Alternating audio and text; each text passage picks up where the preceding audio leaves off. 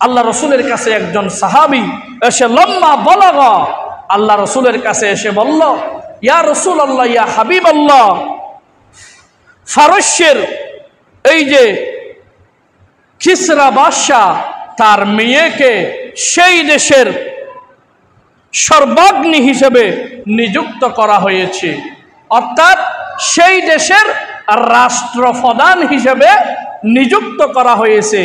এই কথা রাসূলুল্লাহর কাছে এসে সাহাবীগণ বলছে। আল্লাহ রসুল বলছেন, লা ইউফলিহা কওমুন, ওই জাতি কোনোদিন পর্যন্ত পৃথিবীর মানচিত্রে সফল জাতি হিসাবে নিজেকে উপস্থাপন করতে পারবে না। খারাপ যারা নারী নেতৃত্ব মেনে নিয়েছে, বলি নাউযুবিল্লাহ। এই হাদিসটি আমি বলছি না ভাই বন্ধুগণ, যারা নারী নেতৃত্ব মানে সে যেই দল হোক না কেন, আল্লাহর রসুলের এই হাদিস, আল্লাহর কোরআনের আয়াত প্রমাণ করে ওই জাতির কপালে কোনোদিন শান্তি থাকতে পারে না। সুপ্রিয় উপস্থিতি, তাহলে মুসলমানদের নেতার 2 নম্বর কোয়ালিটি হচ্ছে তাকে অবশ্যই পুরুষ হতে হবে।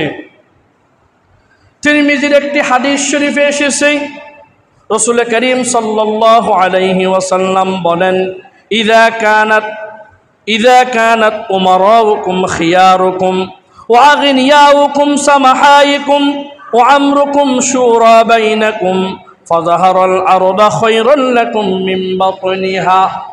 রাসূল করিম সাল্লাল্লাহু আলাইহি ওয়াসাল্লাম বলেছেন, যখন তোমাদের মধ্য থেকে ভালো মানুষকে দায়িত্ব দিয়ে দেওয়া হবে, যখন কোনো একটি রাষ্ট্রের মধ্য থেকে যারা সৎ ভালো মানুষ, ঘুষ খায় না, টাকার কাছে নিজেকে বিক্রি করে না, এমন মানুষকে যখন তোমরা ক্ষমতায় বসাবে, ওয়াগনিয়াউকুম সামাহাউকুম, তোমাদের মধ্যে তারা যারা ধন সম্পদের অধিকারী ধনাঢ্য ব্যক্তি, তারা যদি উদার মনে মানুষদেরকে দান করে, ওয়া আমরুকুম শুরা বাইনাকুম, একটা দেশ পরিচালনা করার জন্য যারা মন্ত্রী পরিষদ আছে, তারা যদি পরামর্শের ভিত্তিতে তারা যদি একটি পদক্ষেপ গ্রহণ করে, ফাযাহারাল আরদা খায়রাল লাকুম মিন বাতনিহা,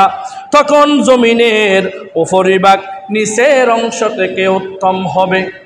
এই হাদিসে আল্লাহ রসুল বলেছেন, যখন তোমরা দেশ পরিচালনার ক্ষেত্রে যারা সৎ, যারা যোগ্য, যারা ঘুষখোর নয়, যারা সাদাবাজ করে না, এমন মানুষদেরকে যদি তোমরা বাছাই করে নির্বাচনের আলোকে তাদেরকে যদি তোমরা ক্ষমতার মসনদে বসাতে পারো, যারা সমাজে ধনাঢ্য ব্যক্তি আছে, তারা যদি তাদের সম্পদ নিজের কাছে গচ্ছিত না রেখে গরিব অসহায় মানুষদের মাঝে বন্টন করে, এবং সেই দেশ পরিচালনা করার জন্য যারা মন্ত্রী পরিষদ হয়েছে, তারা যদি পরামর্শের ভিত্তিতে একটি দেশ পরিচালনা করে, আল্লাহ রসুল বলেছেন ওই দেশ অবশ্যই কল্যাণ হবে।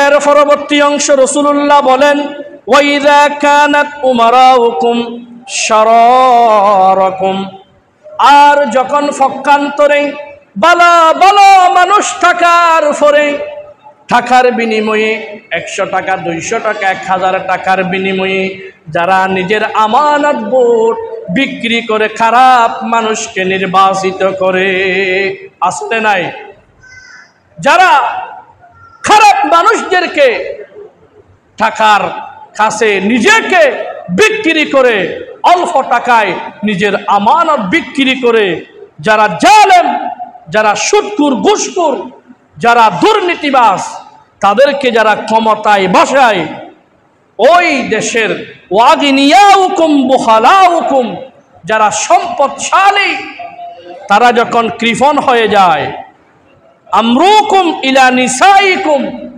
ওই দেশের দায়িত্ব, নেতৃত্ব, কর্তৃত্ব যখন মেয়েদের হাতে চলে যায়, আল্লাহ রসুল বলেন ফাবাতানাল আরদা খায়রুল লাকুম মিন যহরিহা, ওই দেশের চেয়ে মাটির অংশ মাটির নিচে তাদের চেয়ে উত্তম।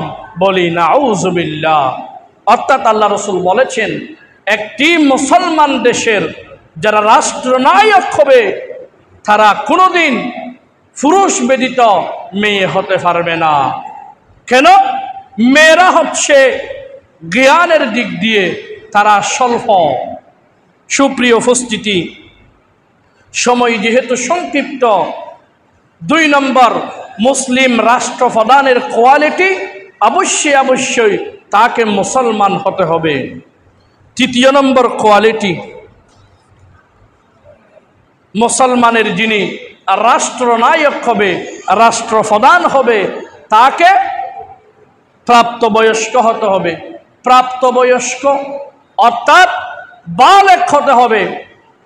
একজন নাবালেগ সে কোনোদিন দেশকে পরিচালনা করতে পারবে না। তাকে প্রজ্ঞার অধিকারী হতে হবে। এইদিকে হেঁটে যাওয়ার সময় এখানে কি হচ্ছে না হচ্ছে নিজের চোখ দিয়ে তাকে সেটা অবলম্বন করতে হবে, বুঝে নিতে হবে। সেই জন্য রব্বুল আলামিন বলেছেন, মুসলমান দেশের যিনি রাষ্ট্রনায়ক হবে, 3 নম্বর কোয়ালিটি, তাকে বিবেক সম্পন্ন হতে হবে, অর্থাৎ প্রাপ্তবয়স্ক হতে হবে। সেই কথা আমি বলছি না ভাই বন্ধুগণ। কোরআনুল কারীমে রব্বুল আলামিন বলেন, ওয়ালা তুতুস সুফাহা আমওয়ালাকুমুল্লাতী জাআলাল্লাহু লাকুম কিয়ামান ওয়ারযুকুহুম ফিহা ওয়াকসুহুম ওয়াকুলু লাহুম কওলাম মা'রুফা। কোরআনুল কারীমের 4 নম্বর সূরা নিসার 5 নম্বর আয়াতে রব্বুল আলামিন বলেছেন, ও হে দেশবাসী, যখন তোমাদের কাছে বোর্ডের নির্বাচনের সময় এসে যাবে, এমত অবস্থায় প্রাপ্তবয়স্ক হয়নি এমন ব্যক্তিদের হাতে তোমরা তোমাদের ক্ষমতা হস্তান্তর করতে পারবে না। 4 নম্বর কোয়ালিটি, যারা মুসলমানদের রাষ্ট্রপ্রধান হবে তাদেরকে সুস্থ ব্যক্তি হতে হবে, সুস্থ মস্তিষ্কওয়ালা মানুষ হতে হবে। অসুস্থ ব্যক্তি দ্বারা রাষ্ট্র পরিচালনা করা সম্ভব নয়। এরপরে 5 নম্বর, তাকে বিবেকবান হতে হবে। সুজ্ঞানীর পাশাপাশি তাকে বিবেক সম্পন্ন ব্যক্তি হতে হবে। 6 নম্বর, তাকে তাকওয়াবান হতে হবে। আল্লাহর ভয় যদি একজন রাষ্ট্রপ্রধানের না থাকে, ওই রাষ্ট্রপ্রধান ফদে ফদে দুর্নীতি করার সম্ভাবনা আছে না নাই? বিগত আমরা জীবনে দেখেছি, যত সরকার এসেছে প্রত্যেকে দুর্নীতিতে তারা শ্রেষ্ঠত্ব অর্জন করেছে। কথা কোন ঠিক কিনা? সুপ্রিয় উপস্থিতি, বঙ্গবন্ধু যখন বাংলাদেশ স্বাধীন হয়েছিল, সে বলেছিল প্রত্যেকে সোনার খনি হয়, কিন্তু আমি পেয়েছি সুরের খনি। কেন? এটা বলার কারণ হচ্ছে তিনি সেই দেশের মানুষকে তিনি মেপে নিয়েছিল। এখানে ভালো মানুষের চেয়ে সুরের সংখ্যা বেশি। অতএব এই কথা একটি উদাহরণস্বরূপ বলেছি। মুসলমান দেশের যিনি রাষ্ট্রনায়ক হবে, তার 6 নম্বর কোয়ালিটি, তাকে তাকওয়াবান হতে হবে। আল্লাহর ভয় যদি না থাকে, আপনি কোনো মানুষকে পুলিশ দিয়ে, আর্মি দিয়ে, বিডিআর দিয়ে, র্যাব দিয়ে আপনি তাকে সংশোধন করতে পারবেন না। এই দেশে কি পুলিশ ছিল না? আর্মি ছিল না? দুদক ছিল না? তাহলে এই দেশে এত দুর্নীতি হয়েছে কিভাবে? যারা ক্ষমতার মসনদে ছিল তাদের ভিতর আল্লাহর ভয় না থাকার কারণে তারা দেশের কোটি কোটি টাকা তারা মেরে দিয়েছে। কথা কোন ঠিক কিনা? তারা মনে করেছিল দুদকের কাছ থেকে যদি আমরা পার পেয়ে যাই তাহলে আমাদের কোনো সমস্যা নেই।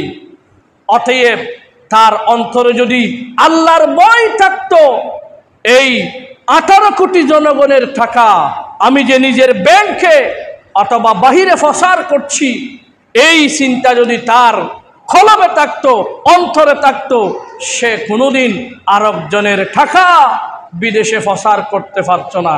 কথা কোন ঠিক কিনা?